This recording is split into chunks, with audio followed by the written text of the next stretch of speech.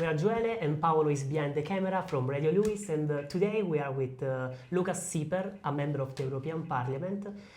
First of all, thank you so much for being here, for letting us in your office. Thank you for having me. Ciao ragazzi. And also, let's start with the first question. Yes. Internet, it's a dangerous place for youngsters, and in your opinion, what are the main risks that a young person faces when browsing online without proper guidance? So when we talk about the broader society, one big problem is, of course, that there is a lot of content that is not meant for young people. Yeah, we are talking about violence, pornography, and misinformation on a broad level, where young people do not have the filter in their mind, and we do not yet have sufficient systems where websites and platforms check the age of the people using that. So that's always a risk, right? And the second more specific problem is when we talk about politics, when we talk about our democratic system, fake news, populism, extremism that is going unfiltered to the youth.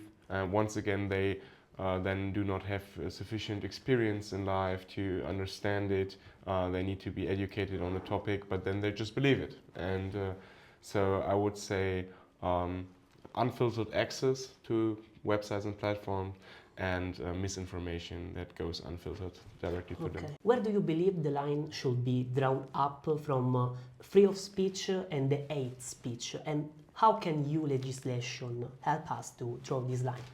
I think the line goes where you insult people, basically.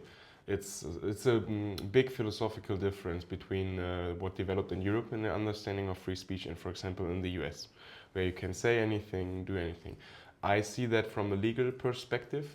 There is a difference between having an opinion and stating facts. Your opinion cannot be wrong. It's your opinion. It's an interpretation of the world. Stating facts can be wrong. And what we see in the USA and what we see many people also in Europe here pushing for, that you should be allowed to state wrong facts as an opinion. And that I think this is dangerous. It is then misused often to, as said, insult people, spread misinformation. And so that's, I think, where we should draw the line between your interpretation and a statement of facts. And the statement of facts should only be allowed if it's actually true. Of course, understanding the regulation is better to actually improve the whole process. But in order to really comply with the regulation, I think young people should be actually involved in the regulation. And in your opinion, how is that possible? How can we help young people to be engaged in politics? So definitely not enough, that I can tell you already. The systems that are in place are not specially tailored for young people. Of course, we have stuff like the European Youth Event, where we are meeting today, which teaches young people how to engage in politics. But I think it should be mandatory in the process of legislation to also involve certain groups of society, to give them a say, and then young people would be one of that groups. And the other topic where young people can definitely be involved is social media. They have the power, they have the competences, they often have the followership to actually engage in a certain legislative process. The people often think that when they are not a member of parliament or a politician or a member of a party, that they have no influence in politics, but that's deeply wrong. Just speak up, organize, and in the end, more people should join political parties, because we are a political party system. I'm not familiar with this situation in Italy, but I can give you a comparison in Germany. When you combine all parties together, it's only 3% of the population who is member of a party. And that in a party-based democracy. So 97%, of course, people engaged in other ways. They work for NGOs or associations, right? But when 97% do not engage in the way that the system is designed, we have a problem. And I believe that this reflects also in other parts of Europe. So that needs to change. Yeah, also in Italy we have a huge problem of uninterest, an increasing uninterest, I will say, especially among young people. So you say the social media is a way, but on the other hand, the first thought a young person has in mind is I cannot do anything. Yeah. I'm not the power. So on the contrary, you said we have such power. Definitely, yes. You just have to engage. I mean, politics is nothing that falls out of thin air, right? The only thing that falls out of thin air is your right to vote. No matter what you do, you are able to vote. Which, by the way, is something that you could also question, right? Shouldn't be there mandatory education to be able to vote, but that's a whole different topic. But politics is a commitment. If you really want to influence, that's not something that will happen in a day. If you want to become an active politician, that's something where you need to work on every day, like a second job. And then one day, if you have success, this second job becomes your main job, which I have the pleasure to have achieved.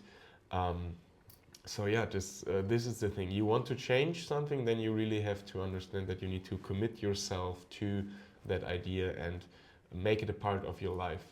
But now let's shift focus on your career and your experience. What challenges have you faced as an European member of the Parliament in your career? Something you want to suggest also to our students from political science? So the main challenge, of course, to say to the project, being a young person, is you have to face some kind of age discrimination. It's a fact. I cannot sugarcoat it. They do not take you serious in the same way as they take the average MEP serious. The average MEP member of European Parliament is 55 years old. So you can imagine that means that also half of them is even older, right? So they look at you and you are like their grandchild or child. That's a challenge that you have to overcome. It's also, there's a positive in there, because we also know that elderly people and our parents' generation, they admire young people doing something, right? That's an issue. Oh, young people are having energy. So that's also a plus there, but that's a challenge. The second big challenge for me was I'm an international jurist. That's what I know. That's what I'm educated in. But now I have to decide on everything, you know, from the economy to climate protection to social rights, and of course I take every vote that I do in the plenary, every decision I take very seriously.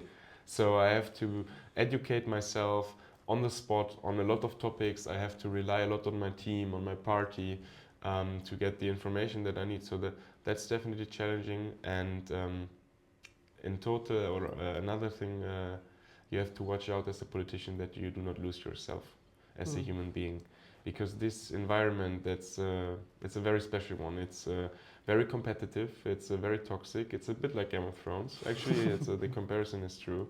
And the most important thing is you have to watch out that you do not change in your social behavior, because when you're a politician, every conversation for you with every human being is potentially work.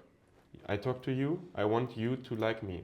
I talk to my mother, I want my mother to like what I do on a political work. My friends, when I meet people in a bar or in a restaurant, you know. So you have to watch out that you do not start to make every conversation work, because every conversation can be work, and it's easy to start to manipulate people because it suits you.